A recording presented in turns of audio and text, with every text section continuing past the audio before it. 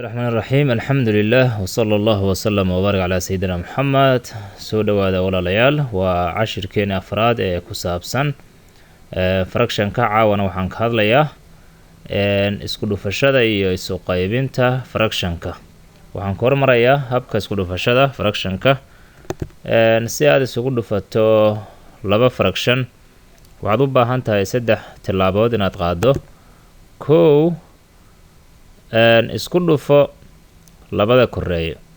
fractionka koobaad koreeyihiisa waxaad ku dhufataa fractionka labaad koreeyihiisa labada koreeye isku dhufo talaabta labaad waxay tahay labada hooseeye isku dhufo kadibna jawaabta kuu soo baxday fududeey haddii loo baahan yahay in la fududeyso tusaale 3/2 oo lagu dhuftay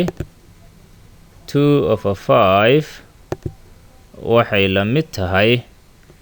markaad labadan fraction isku dhufanaydo waa fractionka koobaad oo 3/2 lagu dhuftay 2/5 labada koreeye isku dhufo 3 lagu dhuftay 2 waxaa kuu soo baxayaa 6 labada hooseeyana isku dhufo waxay ku noqonayaan 10 labadan fraction marka la isku dhufto waxaa kuu soo baxaya 6/10 labada koreeye ayaad isku dhufatay waxay ku noqotay 6 labada hooseeye ayaad isku dhufatay waxay ku noqotay 10 kadib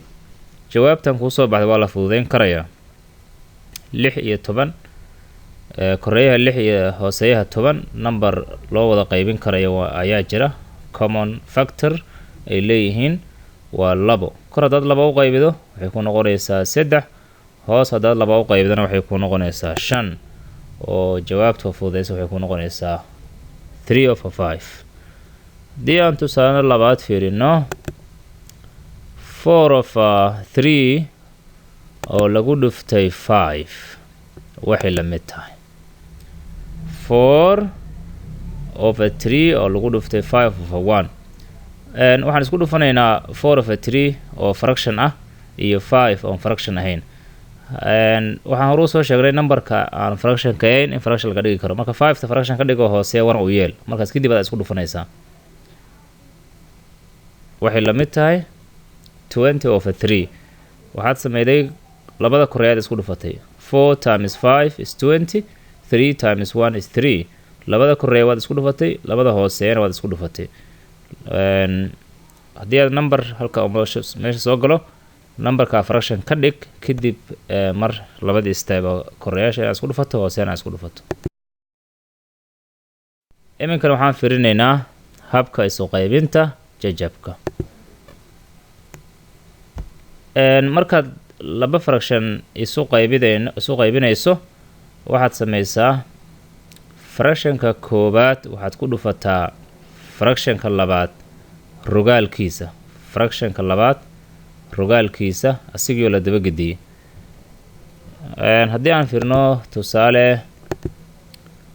4/5 divided by 2/3 labadan fraction markaa isku dhufanayso ee isu qaybinayso dabcan isu qaybisku waa opposite of multiplication wuxuu cagsi u yahay isku dhufashada fractionka koobaad ee 4/5 ah waxaad ku dhufanaysaa fractionka labaad rogaalkiisa saddexda la kormarinayaa labada koreeyana hoos ayaad keenaysaa marka waxaa kusoo baxay reciprocal rogaalkii fractionka labaad waxay noqonaysaa sidan 4/5 waa fractionka koobaad soo qoratay calaamadda u qaybida ku dhufayd u bedelaysaa fractionka labaad ee 2/3 na waad kala rogaysaa hooseeya saddexda kor ayaad geenaysaa koreeyaha labana hoos ayaad keenaysaa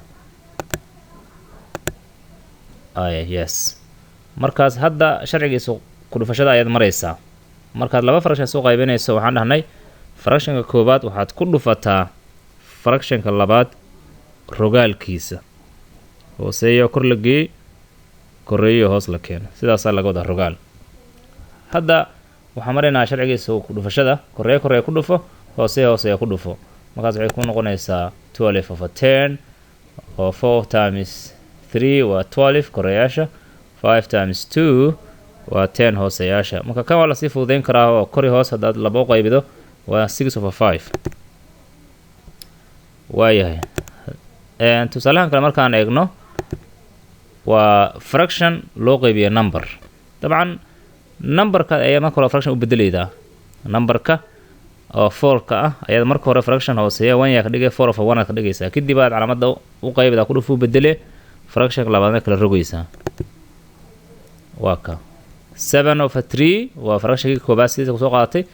calaamadii u qaybida ku dhufo u bedeshay numberkii 4na rogaalkiisa ayaad hooseeyo dabcan hal waaye hooseeyisu hal waaye waxaan hooseeya oo ka muuqan hooseeya ayaa hal u ah marka haddaan rogaal samaysana 1ka ayaa kurtigaya 4 ayaa hoos imaanaysa haddana waxaad maraysaa sharciga isku dhufashada korreeya ku dhufo hooseeyana hooseeya ku dhufo jawaabtu waxay ku noqonaysaa 7 over 12